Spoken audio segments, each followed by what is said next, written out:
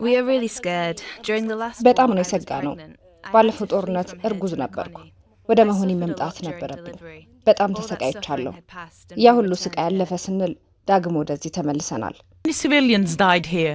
Not only እዚህ those who ለመዋጋት went to በረሃ fight. የመጡት ብቻ Civilians ሳይሆኑ who stayed ብዙ behind ሰላማዊ also ሰዎች died. ሞተዋል። This is why በጦርነት people are now leaving ያልተሳተፉት their ንጹሃንም property ሞተዋል። behind and ለዚህም fleeing. ነው ሰዎች ሀብት ንብረታቸውን ትተው እየተሰደዱ ያሉት።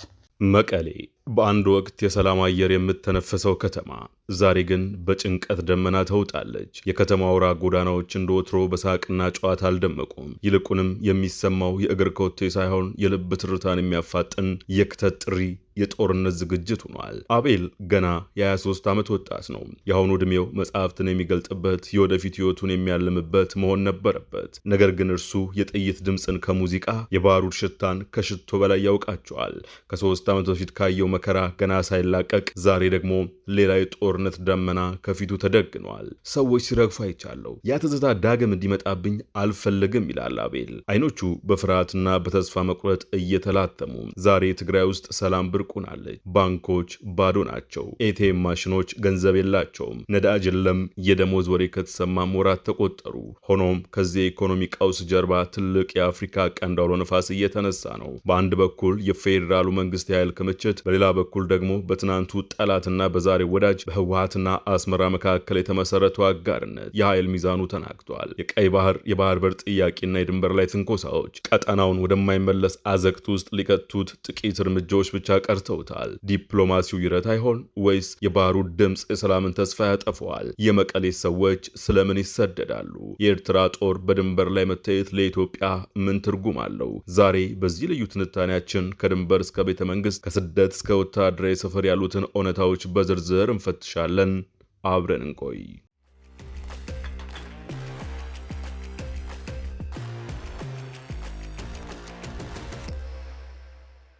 أنا زرو كمأسي له هامي غير يخفل I don't know for certain ጦርነት if war ሊቀሰቀስ is ይችላል coming. አይችልም From what የሚለውን people are saying, በተመለከተ I think በእውነቱ war is አላውቅም። inevitable. ነገር ግን ሰዎች I ሲሉ feel very እንደምሰማው close to ጦርነቱ disaster. I አይቀርም፣ don't know what ለከፋ to do. ውድመት እጅግ እየተቃረብን ነው። ምን እንደምናደርግ አላውቅም። እነዚህ አልጀዚራ ያነጋገራቸው የትግራይ ነዋሪዎች ናቸው። በድጋሚ መቀስቀስ ለሚችል ግጭት ያለው ስጋት ቁጥራቸው እየጨመረ የመጣ ትግራይ ተወላጆች እንዲሰደዱ እያደረገ ነው። ለወራት ሲጋጋም የቆየው ውጥረት የመርገም ምልክት ባለማሳየቱ ግልጽ ጦርነት ዳግም ሊቀሰቀስ ይችላል በሚል ስጋት ነዋሪዎች የትግራይ ክልል መዲና ከሆነችው መቀሌ መሸሽ ጀምረዋል። ዳግም ውጊያ ሊጀመር ይችላል የሚለው ስጋት ከ2013 ከ15 ዓመተ ምህረት አካባቢውን አናውጡ የነበረውን ደም አፋሳሽ አውዳሚ ጦርነትና ያደረሰው ፈርጀ ብዙ ጉዳት ለዚህ ገፊ ምክንያት ሆኗል። የፌዴራል መንግስትና የትግራይ ኃይሎች በጥር ወር የታየውን አይነት እንቅስቃሴ በመድገም በሰሜን ኢትዮጵያ ዳግም ኃይል እያከማቹ ይገኛሉ። ምንም እንኳን ሁለቱ ወገኖች በ2015 የእርስ በርስ ጦርነቱን ለማቆም የዘላቂ ግጭት ማቆም ስምምነት ቢፈርሙም እስካሁን ግን አንዳቸውም ስምምነቱን በአግባቡ ተግባራዊ አላደረጉትም የሚል ትችት ይቀርብባቸዋል። በእርግጥ ሁለቱም አንዳቸው ሌላኛቸውን ከመወንጀል ባለፈ ላለመተግበሩ ይፋዊ ኃላፊነት ሲወስዱ አልተስተዋልም። ከዚያ ጊዜ ጀምሮ በክልልና በፌዴራል ባለስልጣናት መካከል ያለው ግንኙነት እጅግ ተለዋዋጭና ያልተረጋጋ እየሆነ የመጣ ሲሆን በትግራይ በኩል ድንበር ከምትጋራው ኤርትራ ጋር ያለው የኢትዮጵያ ግንኙነትም በከፍተኛ ሁኔታ ተበላሽቷል። ከጥቅምት 2018 ዓ.ም ጀምሮ የኢትዮጵያ መንግስት በኤርትራ መንግስትና በህወሓት መካከል ግልጽ የሆነ የጥቅም ትስስር አለ ሲል ሲተች ቆይቷል። ከጦርነቱ በፊት ወደ 6 ሚሊዮን ገደማ ህዝብ ይኖርባት በነበረችው በትግራይ ክልል ያለው ቀውስ እየተባባሰ በመምጣቱ በአሁኑ ወቅት በቀን በመቶዎች የሚቆጠሩ ሰዎች በአውቶቡስና በአውሮፕላን ክልሉን ለቀው እየወጡ ይገኛሉ። ትክክለኛውን የተሰራጆች ቁጥር ለማረጋገጥ ግን አሁንም አስቸጋሪ ሆኗል። ብሩክ የተባለ የትግራይ ተወላጅ በክልሉ መዲና መቀሌ ለሚገኘው የአርኤፍአይ ልዩ ዘጋቢ ሲናገር በአሁኑ ሰዓት በትግራይ ያለው ሁኔታ በጣም አስፈሪ ነው። ብዙ ነገሮችን እንሰማለን። እኛ የምንፈልገው ግን ሰላም ብቻ ነው ብለዋል። በተፈጠረው ከፍተኛ ውጥረት ዙሪያ የፌዴራል መንግስትና የትግራይ ክልል ጊዜያዊ አስተዳደር እርስ በእርስ በመወነጃጀል ላይ ናቸው። የህወሓቱ ምክትል ሊቀመንበር አማኑኤል አሰፋም ባለፈው ሳምንት ለፈረንሳዩ የዜና ወኪል አዣንስ ፍራንስ ፕሬስ እንደተናገሩት የፌዴራል ወታደሮች በሁሉም አቅጣጫዎች እየገፉ ይገኛሉ። ትግራይ በፌዴራል ወታደሮች እየተከበበች ነው ያሉት አማኑኤል ግጭት የመከሰቱ ድል እጅግ ከፍተኛ ይመስላል ይችላል ሲሉ ገልጸዋል። የኢትዮጵያ ጠቅላይ ሚኒስትር አብይ አህመድ ጦርነት እንደማይፈልጉ በተደጋጋሚ አጽንኦት ሰጥተዋል። ባለፈው ሳምንት በትግረኛ ቋንቋ ባደረጉት ንግግር ህወሓት ትንሽም ቢሆን ስምምነት ለማድረግ ዝግጁ አይደለም ሲሉ ወቅሰዋል። ህወሓት በውስጥ ክፍፍል ውስጥ እንደሚገኝ ይታወቃል። የተቃዋሚው ሳልሳይ ወያነ ትግራይ ፓርቲ ሳወት ሊቀመንበር ክንፈ ሀዱሽ ለአርኤፍአይ እንደተናገሩት ጠቅላይ ሚኒስትር አብይ ወደ ስልጣን ከመጡ ጀምሮ የትግራይ ተወላጆች ከጊዜ ወደ ጊዜ ለጥቃት እየተጋለጡ እንደሆነ ይሰማቸዋል። ክንፈ ሲቀጥሉም ዛሬ ህወሓት የሁሉንም የትግራይ ተወላጆች ፍላጎት የማይወክል ከመሆኑም በላይ ምንም አይነት ግልጽ አጀንዳ የለውም። ህወሓት የሚፈልገው ህዝቡን ለጦርነት ማንቀሳቀስ ብቻ ነው። ነገር ግን ህዝቡ ተቃውሞ እያሳየ ነው። በዚህ ጦርነት ውስጥ መሳተፍ አይፈልግም ሲሉ ተናግረዋል። በርካታ ታዛቢዎች እንደገለጹት ህወሓት እየጨመረ ከመጣ የውስጥ ችግርና የህዝብ ድጋፍ መቀነስ ጋር እየታገለ ነው። የህወሓቱ ምክትል ሊቀመንበር አማኑኤል አሰፋም ችግሮች መኖራቸውን አልሸሸጉም። አማኑኤል ፓርቲው የቀድሞ አይነት ድጋፍ አለው ማለት አልችልም፣ ነገር ግን ህወሓት በህዝቡ ዘንድ ተቀባይነት ባይኖረው ኑሮ ተወግዶ ሌላ ፓርቲ ስልጣን በያዘ ነበር። ያ ግን አልሆነም ሲሉ ተናግረዋል። አክለውም ማንኛውንም አስፈላጊ መንገድ በመጠቀም ፓርቲውን ለማፍረስ ሴራ እያከናወነ ነው ያሉትን የፌዴራል መንግስትን ወንጅለዋል። በዘገባው ስሙ የተቀየረው አቤል መቀሌ ውስጥ ለፈረንሳይ ዜና ወኪል ሲናገር እንዲህ አለ። እዚህ ማንም ሰው አልቀረም። አቤል ተፈናቃዮቹን ለመቀላቀል ቢሞክርም አውቶቡሶቹ በሙሉ ተሞልተው አግኝተዋቸዋል። አብዛኛውን ምሽት በደርዘን የሚቆጠሩ ወጣቶች ቦርሳቸውንና ሻንጣቸውን ይዘው ወደ ፌዴራሉ መዲና አዲስ አበባ ለመድረስ የሚያስችላቸውን መንገድ ፍለጋ በአውቶቡስ መናኸሪያው ይታያሉ። አቤል ዕድሜው 23 ነው። ከ2013 ከ2015 ዓ.ም በነበረው የእርስ በርስ ጦርነት ወቅት የፌዴራል መንግስቱን ለተዋጉት የትግራይ ኃይሎች ጋር ተሰልፎ ተዋግቷል። ይህ ግጭት ቢያንስ እንደ አፍሪካ ህብረት የምስራቅ አፍሪካ ልዩ መልእክተኛ ኦሉሴጉን ኦባሳንጆ ቃል የ600,000 ሰዎችን ሕይወት ቀጥፏል። አቤል ዳግም ግጭት ሊቀሰቀስ ይችላል የሚል ከፍተኛ ስጋት አድሮበታል። ከእንግዲህ እዚህ መቆየት አስተማማኝ አይደለም ሲልም ተናግሯል። ሰዎች ሲሞቱ በአይን አይቻለሁ። ያንን ዳግም ማየት አልፈልግም። ጦርነቱ ዳግም እንዲደርስብኝ አልሻምም ሲል አክሏል። በትግራይ ክልል ውስጥ የሚገኙ ነዋሪዎች ከነዳጅ እስከ ምግብ ያሉ መሰረታዊ ፍላጎቶችን ለማግኘት እየተቸገሩ ነው። የፌዴራል ባለስልጣናት ለክልሉ የሚሰጡትን ድጎማ ለወራት ማቋረጣቸውም የመንግስት ሰራተኞች ደመወዝ መክፈል ካቆሙ ቆይተዋል። ባንኮችም የጥሬ ገንዘብ እጥረት ገጥሟቸዋል። ኤቲኤም ማሽኖች ባዶ ካዝናቸው ናቸው። እንዲህ የመቀሌ ነዋሪዎችን በስጋት ያራደው በፍርሃት ከትውልድ ቀያቸው እንዲሰደዱ የሚያደርጋቸው የፌዴራሉ መንግስትና ህወሓት ብቻቸውን ወደ ጦርነት ሊገቡ ይችላሉ የሚለው ብቻ ሳይሆን የኤርትራ ጦርም በዚህ ጦርነት ሊሳተፍ ይችላል ለሚለው ለእርግጠኝነት የተጠጋ መላምት በመኖሩ እንደሆነ ታዛቢዎች ይናገራሉ። አፍሪካን ዲፌንስ መጽሔት ከአንድ ሳምንት በፊት ያወጣው ዘገባም እማኝ ይሆናል። በኢትዮጵያ የትግራይ ክልል የሚገኙ አካባቢ ነዋሪዎች የኤርትራ ጦር የድንበር አካባቢዎቹን ጥሶ መግባቱን የገለጹ ሲሆን ይህም ዳግም በጦርነት ሊማግዱን ይችላሉ የሚል ስጋትን አጭሯል። ይህ ዘልቆ የመግባት ድርጊት የተከሰተው ሀገራቱ በቀይ ባህር የባህር በር ጥያቄና አስመራም ለክልሉ ገዢ ፓርቲ ለህዝባዊ ወያነ ሓርነት ትግራይ ህወሓት ድጋፍ ታደርጋለች በሚል ክስ በገቡበት ከፍተኛ አለመግባባት መካከል ነው። የኢትዮጵያው ጠቅላይ ሚኒስትር አብይ አህመድ በ2015 በተጠናቀቀው ጦርነት ወቅት የኤርትራ ወታደሮች ከኢትዮጵያ ጦር ጋር አብሮ ሲዋጉ የጅምላ ግድያ ፈጽመዋል ሲሉ በቅርቡ በሰጡት ቃል ከሰዋል። የቀድሞ አጋራቸውን አንድ ወታደራዊ ምንጭ ስሙ እንዳይጠቀስ መጠየቅ ለዘአፍሪካ ሪፖርት መጽሔት እንደተናገረው የኤርትራ ኃይሎች በቀላሉ ሊታለፉ በሚችሉ የድንበር አካባቢዎችና ስልታዊ በሆኑ መንገዶች ላይ በግልጽ እየታዩ ነው። አሁን በትግራይ በኩል ገብቷል ያለው ምንጩም በትግራይ ውስጥ እስከ መቀሌ፣ አዲግራትና ዛላምበሳ ድረስ መጥቷል። በሁመራ በኩል ደግሞ በተለይ በሁመራ አቅራቢያ በምትገኘው ሱዳን ከተማ ሐምዳይት በኩል አንድ ነዋሪ በመምሰል ሰርገው እየገቡ ነው ሲል ገልጿል። ሐምዳይት ለወታደራዊ እንቅስቃሴና ለሎጂስቲክስ መሸጋገሪያ ነጥብ ሆናለች። ነዋሪዎች እንደሚሉት ከሆነ የኤርትራን ይዞታዎች በትግራይ ውስጥ ከሚገኙትና በህወሓት ቁጥጥር ስር ካሉ አካባቢዎች ጋር በሚያገናኙ መንገዶች ላይ ወታደራዊ ተሽከርካሪዎች ወደፊትና ወደኋላ ሲመላለሱ ይታያሉ። ወታደራዊ ምንጩ ለዘአፍሪካ ሪፖርት እንደገለጸው የኤርትራ ወታደሮች ራሳቸውን እንደ ኢትዮጵያ ወታደሮች በመደበቅ የሚንቀሳቀሱ ሲሆን በተደጋጋሚም እንይዛቸዋለን ብለዋል። አክሎም ነገር ግን የራሳቸውን ዩኒፎርም ለብሰው እንደ ወታደር የሚታዩት ከመቀሌ እስከ አዲግራትና ዛላምበሳ ድረስ ገብተዋል ሲል ተናግረዋል። ወታደራዊ ምንጩ እንደገለጸው ከሆነ በኤርትራውያንና በትግራይ ውስጥ ባሉ የህወሓት ተባባሪዎቻቸው መካከል የጋራ ቅንጅት አለ።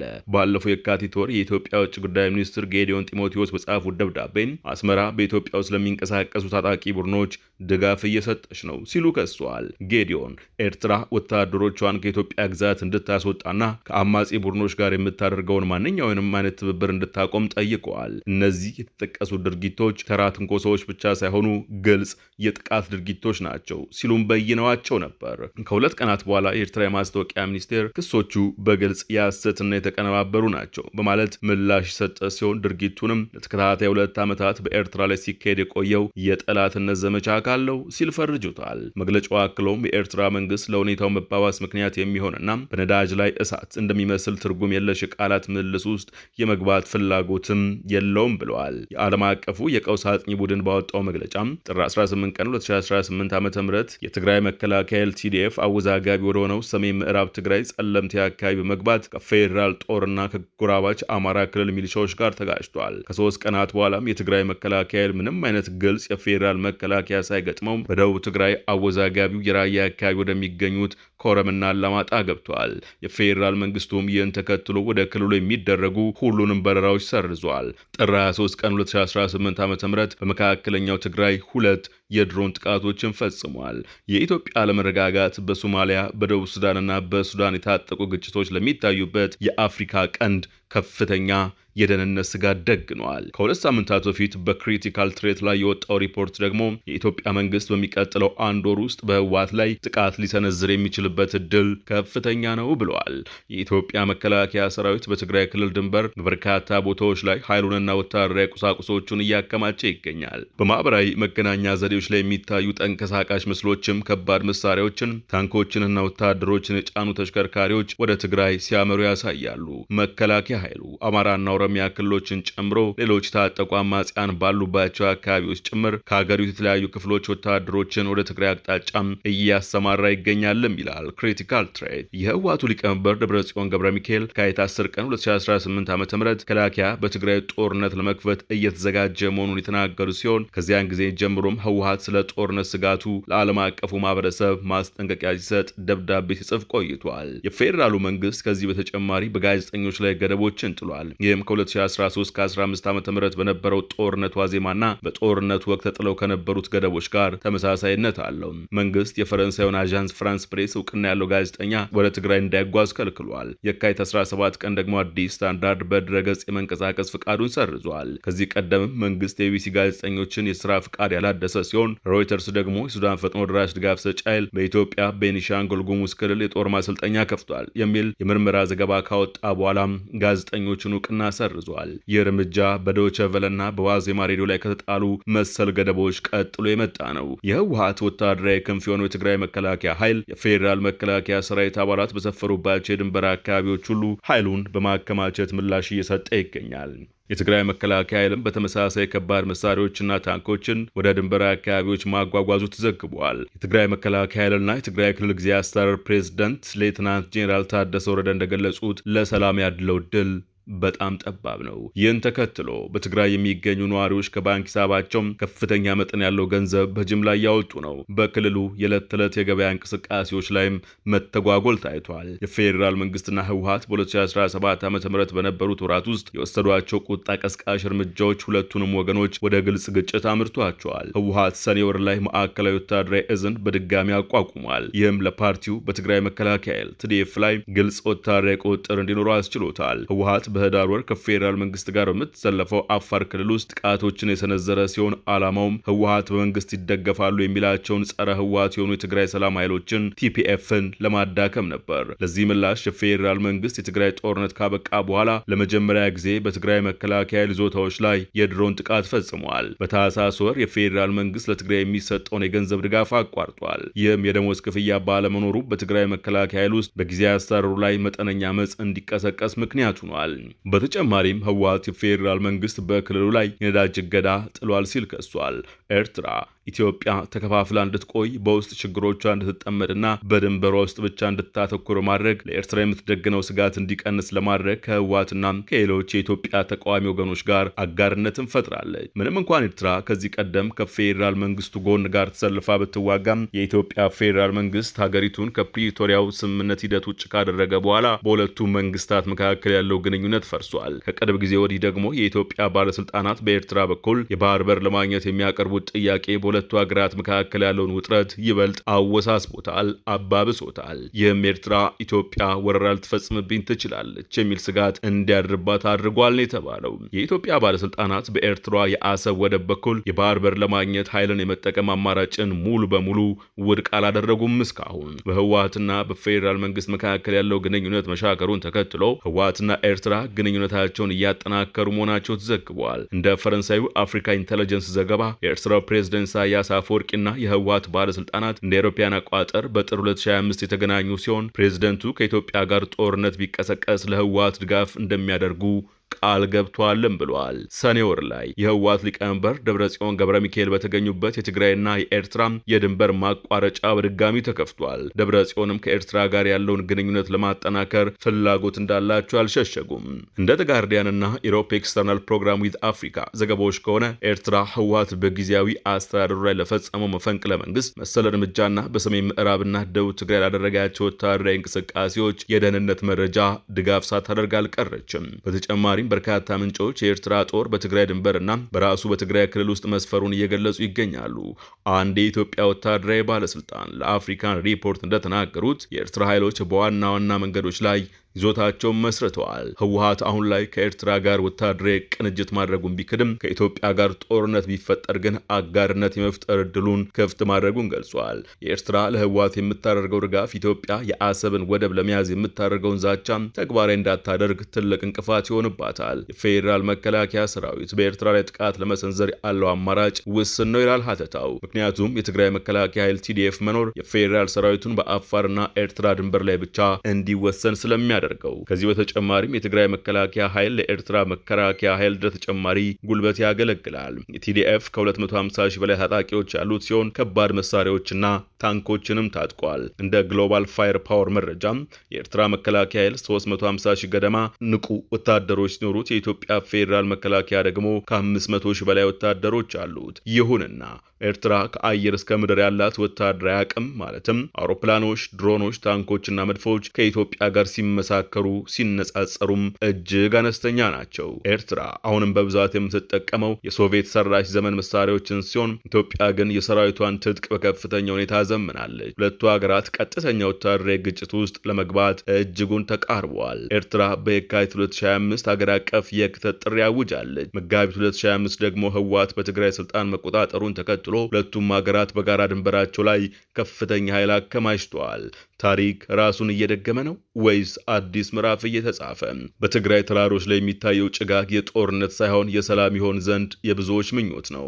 ነገር ግን በድንበር ላይ ያለው የሰራዊት ክምችት፣ በአስመራና በመቀሌ መካከል ያለው አዲስ ወዳጅነት እንዲሁም በአዲስ አበባ በኩል ያለው ቁርጠኝነት አቋም የሚያሳዩት እውነት ሌላ መሆኑ አይታበልም። ዛሬ እንደ አቤል ያሉ በሺዎች የሚቆጠሩ ወጣቶች የሚጠብቁት የጥይት ድምፅን ሳይሆን የሰላም ማዝመራን ነው። ሆኖም ፖለቲካዊ ሽኩቻውና የቀጠናው ጂኦፖለቲካዊ ፍላጎት የሰላምን በር በጠባቡ እያስቀረው ይገኛል። ሰላም ዋጋው የላቀ ነው። ነገር ግን ያ ዋጋ የሚከፈለው በዲፕሎማሲ ጠረጴዛ ላይ ካልሆነ ዳግም በዜጎች ሕይወት ሊከፈል እንደሚችል ስጋቱ አይሏል። የማልዳ ትንታኔ በዚሁ ተጠናቀቀ።